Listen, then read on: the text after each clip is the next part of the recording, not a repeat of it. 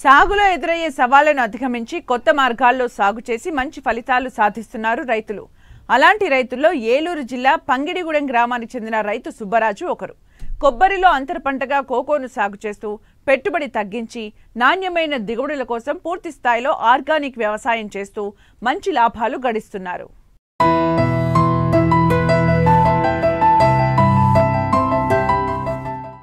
ఆంధ్రప్రదేశ్లోని కోస్తా జిల్లాలు కొబ్బరి సాగుకు పెట్టింది పేరు. అధిక వర్షపాతం, గాలిలో తేమ శాతం అధికంగా ఉండటంతో కొబ్బరి సాగుకు అత్యంత అనువుగా ఉంది. అయితే సాగు పెట్టుబడి పెరగడం, ఆదాయం నామమాత్రంగా ఉండటంతో ఏకపంటగా కొబ్బరి సాగు రైతుకు గిట్టుబాటు కావడం లేదు. దీంతో అంతర పంటల సాగును చేపట్టి మంచి ఆదాయాన్ని పొందుతున్నారు. ఈ కోవలోనే ఏలూరు జిల్లా ద్వారకా తిరుమల మండలం పంగిడిగూడెం గ్రామానికి చెందిన రైతు రుద్రరాజు సుబ్బరాజు తనకున్న 7 ఎకరాల కొబ్బరి తోటలో 2008లో అంతర పంటగా కోకోను సాగు చేశారు.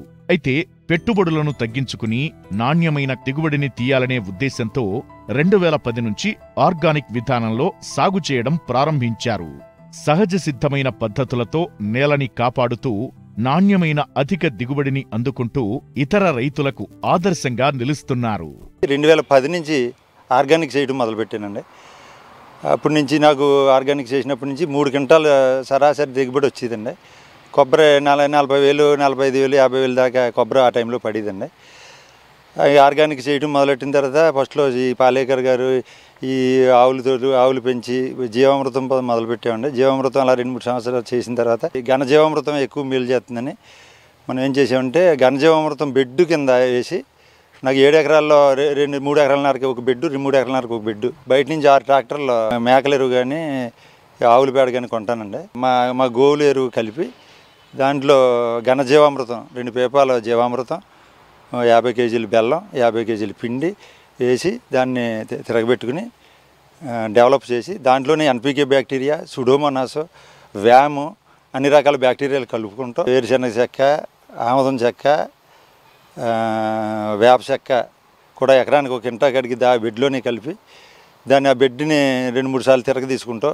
ఎరువు కింద తయారు చేసి దానిపైన మళ్ళీ సమాంతరంగా దాన్ని చేసి దానిపైన నవధాన్యాలు చల్లి నవధాన్యాలు జాన మొక్కలు వచ్చిన తర్వాత దాన్ని మళ్ళీ తిరగబెట్టి దాన్ని మొక్కకి ఒక 4 పార్లు అంటే సుమారుగా ఒక 20 కేజీలు కోకో మొక్కకి 30 కేజీలు కొబ్బరి చెట్టుకి అలాగా ఆగస్టులో ఒకసారి, డిసెంబర్లో ఒకసారి 2 దఫాలుగా ఇవి వేయటం మొదలెట్టి జీవామృతం ఆపేసి ఘనజీవామృతం వేయటం తోట నాకు ఆదాయం పెరుగుతూ ఈరోజు అది 5 క్వింటాల దాకా కోకో దిగుబడి, 7 ఎకరాల కొబ్బరి నాకు 400 చెట్లు ఉన్నాయండి. 60,000 కొబ్బరి దిగుబడి దాకా తీసుకొచ్చానండి. నేను ఏ కెమికల్ కానీ పెస్టిసైడ్ కానీ ఎప్పుడు కూడా నాకు ఆ ఇబ్బంది ఈ రెసిస్టెన్స్ పెరిగి ఈ భూమి ఎప్పుడైతే ఈ కోకో చెత్త ఈ కొబ్బరాకు కూడా ఎప్పుడు బయటికి వెళ్లకుండా ఈ డీకంపోజర్ ఒరిజినల్ డీకంపోజర్లు కూడా విపరీతంగా వాడటం వల్ల ఆ కొబ్బరాకు కానీ కోకోకు కానీ దానికి అక్కడే కుళ్ళిపోయి మొత్తం సేంద్రీయ పదార్థం ఇంతకుముందు వీడియోలో చూపించానండి. భూమి మీరు ఎక్కడ చూసినా సేంద్రీయ పదార్థం అడుగులోతు దాకా సేంద్రీయ పదార్థం అది 10% ఉందని ఇప్పుడు సాయిల్ టెస్ట్ కూడా చేయలేదండి. గవర్నమెంట్ కూడా ఏ రోజు నేను సర్టిఫికెట్ కానీ సాయిల్ టెస్ట్ కానీ నేను తీయలేదు. ఏంటి ఈ మధ్యన ఏంటంటే కోకో అంతర్జాతీయంగా ఆర్గానిక్ కోకోకి విపరీతమైన డిమాండ్ ఉన్న దృష్ట్యా ఇప్పుడు కొత్తగా ఒక 100 అప్లికేషన్లు ఈ జిల్లాలో ఇవ్వాలి, ఏలూరు జిల్లాలో ఇవ్వాలని చెప్పి మనకు వచ్చి రీసెంట్గా ఈ గ్రూప్ తయారు చేయడం జరిగిందండి. ఆర్గానిక్ వ్యవసాయం కోకో తోటలో ఆర్గానిక్ వ్యవసాయం చేయడం చాలా సులువు అండి. ఏంటంటే ప్రధాన కారణం కలుపు అండి. దీంట్లో కలుపు ఉండదో అత్యాదన పాలేకర్ గారు అన్నట్టు భూమిని కప్పించుతుందండి 24 గంటలు. అది సహజంగా జరుగుతుందండి. మనం చెయ్యాలంటే అది రైతు చేసి పని కాదండి. అందువల్ల బాగా సులువు ఆర్గానిక్లో సులువైన వ్యవసాయం ఫస్ట్ వచ్చేది ఒక కోకో మాత్రమేనండి దిగుబడి. అందుచేత ఈ కోకో మార్కెట్ కూడా అంతర్జాతీయంగా కోకో గింజలకి బాగా మార్కెట్ ఉందండి.